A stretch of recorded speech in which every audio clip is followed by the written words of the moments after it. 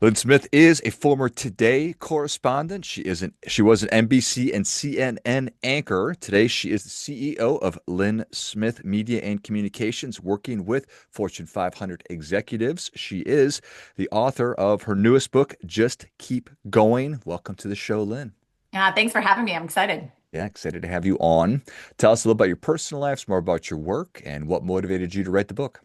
Well, I'm a busy boy mom of two. That's what I always lead with.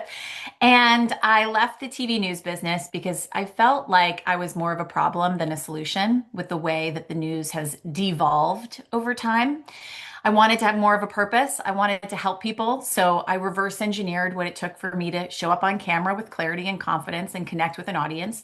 And now helping executives do the same, whether that audience is their employee base or if it's a keynote or a media appearance.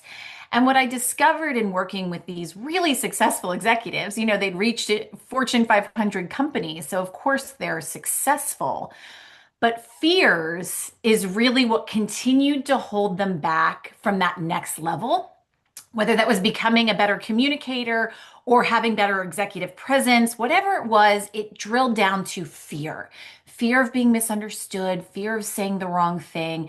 And I thought if this is happening at the highest levels of success, then it's got to be happening to all of us. I knew that I was somebody that had a lot of fears. I realize everybody is, right? We're driven from this place of fear. So I wrote the book, Just Keep Going, in order to face our fears earlier. Imagine if we were doing this in the classroom and not the boardroom, and children can understand that fear is not something to stop them, it's something to push through and to just keep going to get to where you want to go.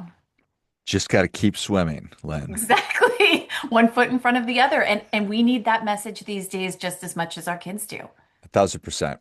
Anytime I'm trying to figure out how to solve a problem, I will at one point go to why not focus on teaching young people how to do or stop doing X, Y, or Z. That's right. So I love everything about it. Imagine if we, at that young age, because I love what your podcast does, right? It encourages all of us to be our best selves. And we're doing this after we've had years and years and years of maybe not focused on that. So if we can raise a generation that is starting from such a amazing foundation of resiliency and courage and bravery. Think of all the things they could do in this life with that skill set. And we try and do that as parents, we try and do that as educators. But the goal with this book is that there's a magical way to learn that that doesn't feel like your parents telling you, be resilient. It's like, what does that even mean? Or someone in school saying, be tough, be brave. That this is sort of this magical, whimsical tale of a mouse learning that through the help of his friends.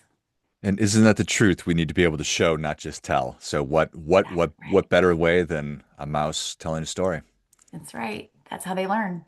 I love it. So it's interesting. I'm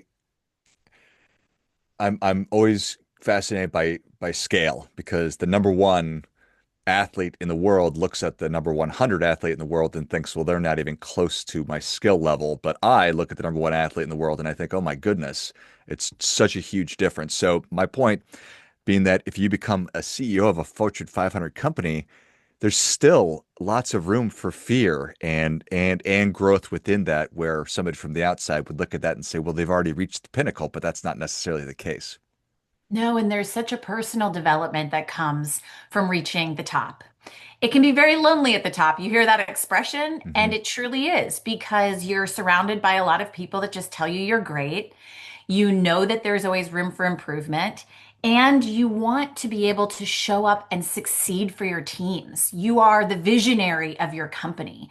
So, in some ways, getting that title is just the beginning. It's never really the end. And then you start focused on what's my legacy?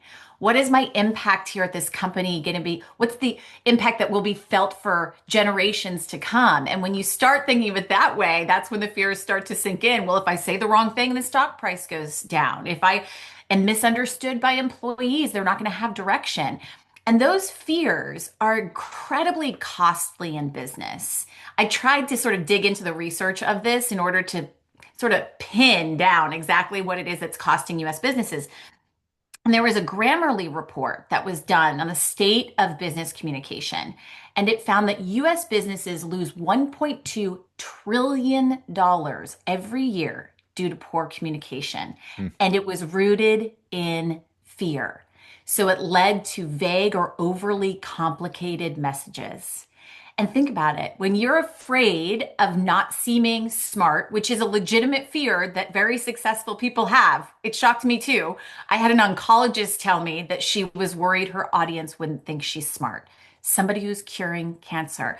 So you overcomplicate the message. How many times have you heard the corporate speak? Let's synergize our optimization. And you're like, what? That doesn't mean anything. And when we face those fears, when we actually address them for what they are, externalize them from ourselves, reframe them, we get a different outcome. We're clear and concise. It's a very simple, logical message, although it gets oftentimes overlooked because we think that communication is a soft skill, when in fact it's our thought leadership crown jewel is how we communicate. That's really interesting. I hadn't considered The link. that we have for so long considered communication to be a soft skill, but in today's world, is there too many things more important? Anything more important, especially in the age of AI. What can AI not do? It cannot influence with human energy. And human energy, our presence, how we show up, is as important, if not more important, than what comes out of our mouth. So communication is not necessarily what we're saying. It's everything from the second I came on this screen, or somebody heard my voice, if this is not the visual medium, if they're listening to this podcast, the second you heard or saw that, you made a judgment about me, for better or for worse. And there's more research behind this because I'm really a stickler. I'm a journalist. So when I see something, I want a fact behind it. And Princeton research found that the brain makes a decision about someone within 1/10 of a second. Hmm. And no matter how much information you feed the brain, it never changes that initial opinion much.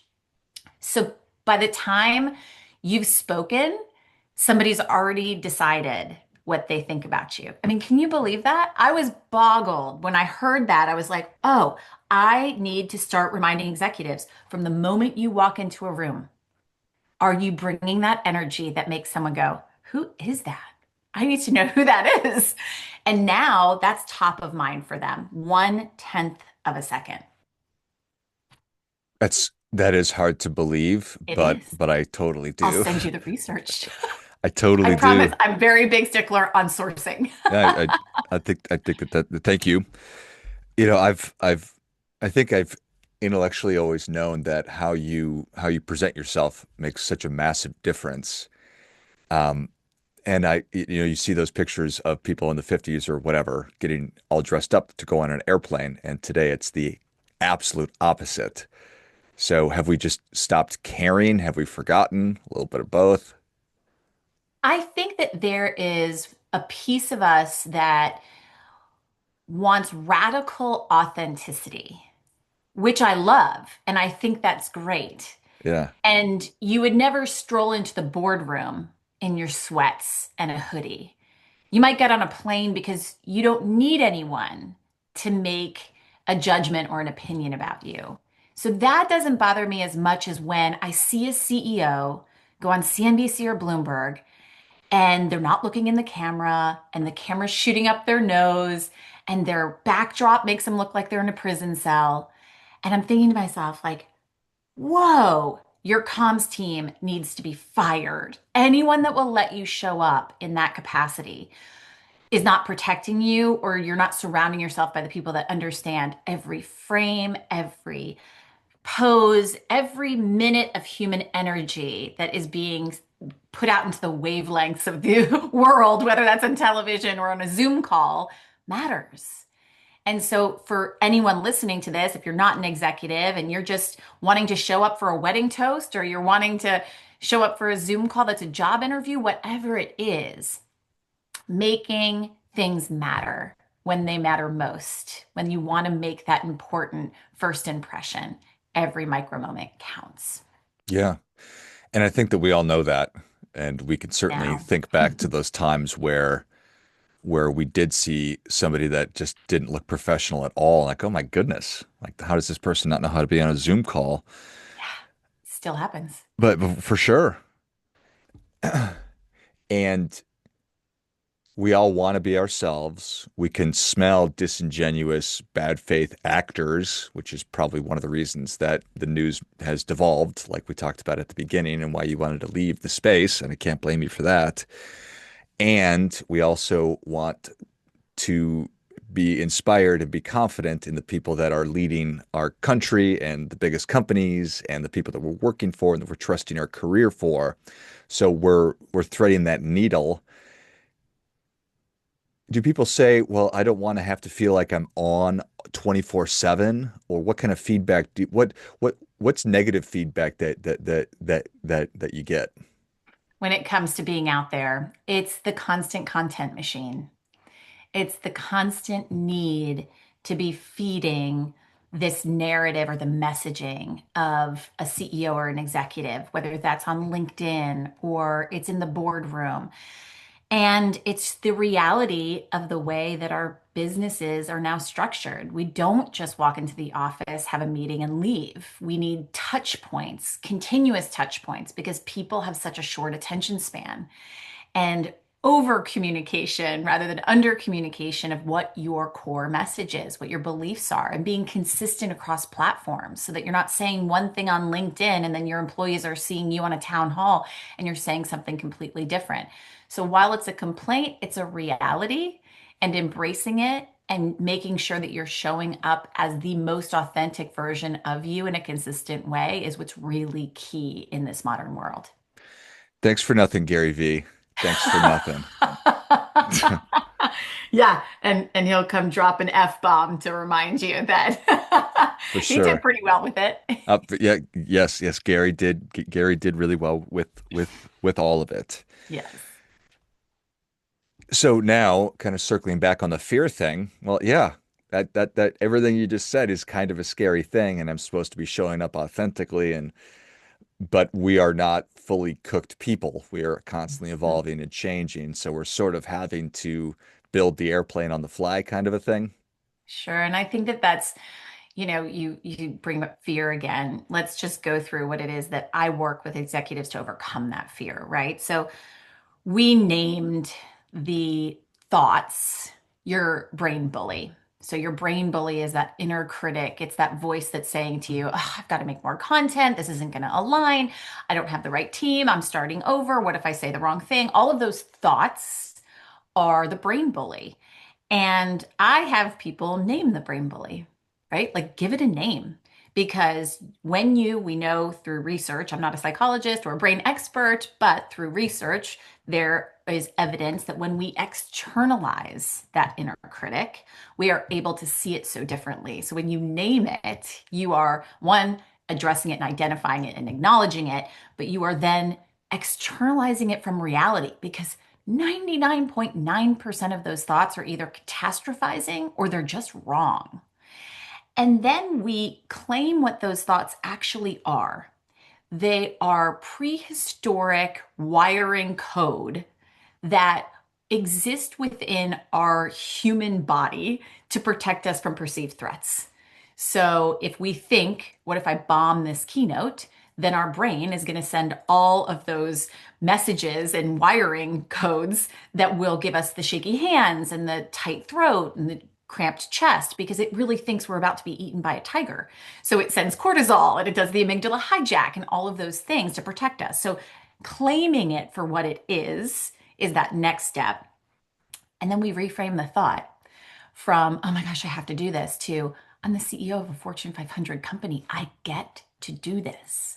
I have this conversation with a lot of my executives before they're about to go on a big media appearance. I'm like, you get to do this. How many CEOs in the world would kill to be on CNBC? And they walk out there saying, I get to do this. I get to do this. And that's when you get a different outcome. So our thoughts begin in the back of our brain, they move to the front of our brain. And then that's where our decisions and actions happen. And then that results in our outcomes. So if we are feeding different thoughts, we get different decisions and different outcomes. It's just how we're biologically wired. So the idea surrounding fear and why I wanted to write Just Keep Going in order for young people to have these physical techniques to overcome fear is, we in the book, we talk about visualize what you want. We talk about jumping up and down so that you can get your blood flowing. We talk about taking deep breaths in and deep breaths out. Those are the exact strategies I use with Fortune 500 CEOs to help them to tame what's happening in their mind, which is the brain bully hijacking their communications. Well, I love everything about that. And What's your brain bully's name? it's certainly, well, I was just going to ask you if there are if there's some top tens that you've heard. Are they human names or are we calling them like monster names or what? So, such a great question. One was MFer, Hmm. which I'll It's spare a your good one. audience. It's a good one.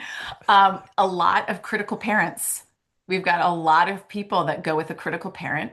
As we know in psychology, much of what happens in our childhood, we carry into our adulthood in the form of traumas, and then those get played out in relationships, and that happens in relationships personally and professionally. So when you see people being very aggressive or they're hard to work with, just remember there's probably some good trauma that's happening behind the scenes, and people are not well right now. And so there's a lot of miscommunication and conflict that's happening in workplace and probably professional or personally too. Mine is Bob because my son got a fish for Christmas and named him Bob, and I thought that was hysterical. Great fish name. But then also, it's a beta fish. Mm. And so beta fish eat other beta fish. And that's what it feels like when my brain bully is rampant. It just feels like I'm being eaten alive. And I have a brain bully. That's why I created the method to overcome it. It helped me to overcome my fear of public speaking. And when it worked for me, I applied it to my clients. When it worked for them, I was like, how can I share this with as many people as possible? And I experience fear as every human being on earth does, Human. including Hmm. the leaders of the largest companies in the world Hmm. and athletes and the people that perform at the highest level. So I think that that is a really important thing to make note of, that everybody feels and experiences these things. And I don't know that it's something, is it a fool's errand to try to just avoid them and to pretend they're not there?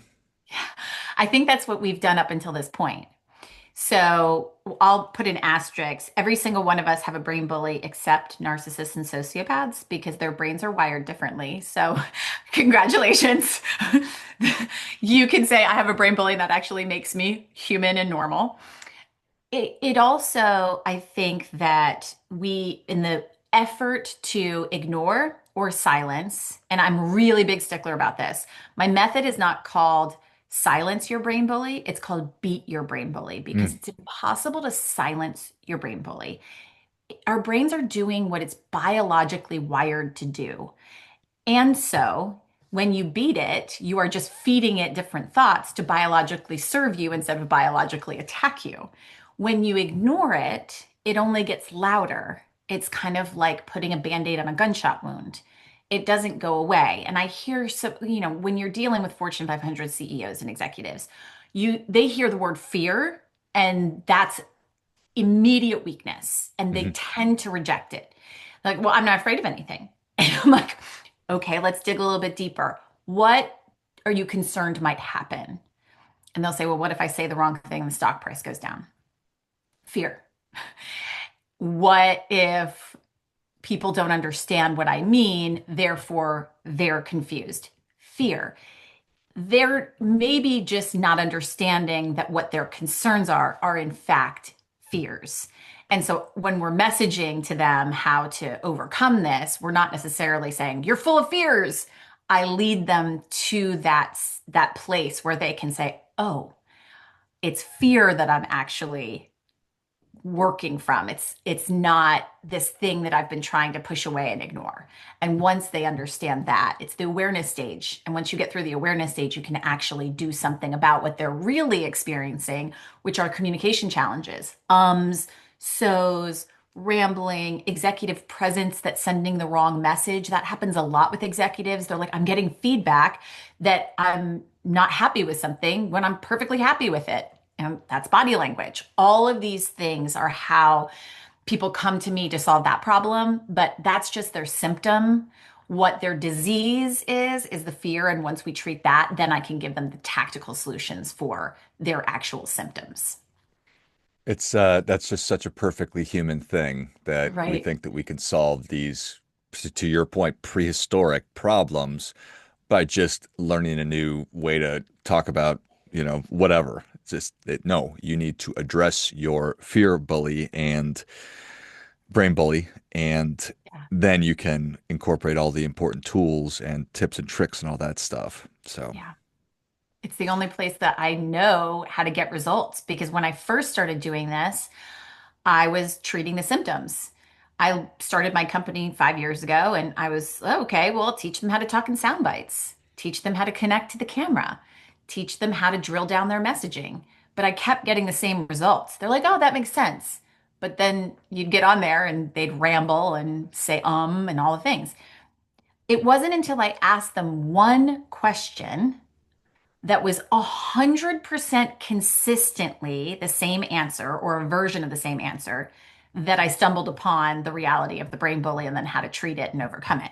And that question was, what are you afraid of? And 100% of the time, it might have needed a follow-up question because, again, fear and the executive nothing. don't go together. I'm not afraid of anything. I'm good. I might have to tweak it and say, what are you concerned might happen? 100% of the time, it was some version of these four things that we call the quadrant of qualms. And it was either a fear of failure, a fear of being judged, like feelings of not enough, self doubt, or imposter syndrome. And it fell somewhere in that quadrant, maybe closer to imposter syndrome, further away from fear of failure, but always it fell 100% of the time. And it was so consistent over hundreds of executives when we were like, okay, there needs to be something around this that solves this massive 100% problem. When you have a 100% problem, it's like ding, ding, ding, ding, ding, like the universe just knocking at your door. This needs to be solved. In the past, think about all of the different ways people have tried to solve communication problems. Power stance, say this, not that. But we keep getting the same result. We keep having $1.2 trillion lost every year because of poor communication. And I would argue it's because we've been treating the symptom and not the disease. Amen. I think that that's right. So, out of the Fortune 500 executives, what percentage are those sociopaths and psychopaths that just easily move through the world and navigate everything with zero fear and zero apprehension? I have been very fortunate, and maybe it's because no one comes to me with the problem if they're a narcissist or It's a great point. sociopath because they don't think they have the problem. But I've been very fortunate that I've not had to deal with one of them because No. I wouldn't be able to help them. What are you afraid of? Literally nothing. Nothing. Like, You are throwing the, yeah, that's so I'm funny. always going to be right, so I don't have to be worried about anything. That is an interesting reality right there. That is an advantage to be a psychopath because That's so you have right. no You're the only self-doubt. You advantage. feel totally justified in all of your thinking and all of your actions. For the rest of us, we have to take all these things into consideration in our brain bullies. And again, it's the leaders of the biggest organizations in the world and the people that perform at the highest levels all feel this way. So why wouldn't you and I as well? So And hopefully our kids can face this early on and we can raise the next generation of leaders. And that's really what I hope with this book is that we are raising leaders that can guide and influence and make a positive impact with what they do in this life. well said. Well, Lynn, Yeah. thank you so much for coming on. Where can people learn more about you? How can they engage with you? Where can they get their copy of Just Keep Going? This is so great. Thanks for having me on. JustKeepGoingBook.com is where you can purchase the book from all of your favorite bookstores. And then we also have a free parent and educator guide there. We wanted this to just be the beginning of the conversation. So it's free, it's conversation prompts, it's a courage toolkit for your kids, and a worry journal, also some coloring pages. And then for me and my executive trainings, it's lynnsmith.com. I'm on all socials at Lynn Smith TV. Hope you will DM me, share with me your fears, and join this movement to beat our brain bullies once and for all. Love it. Well, if you enjoyed as much as I did, show Lynn your appreciation. Share today's show with a friend who also appreciates good ideas. Go to lynnsmith.com and check out everything beyond what Lynn and I have been talking about, and probably a lot more. Follow her on social media, Lynn Smith TV, and then go to justkeepgoingbook.com to get your copy, as well as all of the other workbooks and study guides and parent guides that come along with that. Thanks again, Lynn. Thanks for having me. This was a lot of fun. Until next time, remember, do your part by doing your best.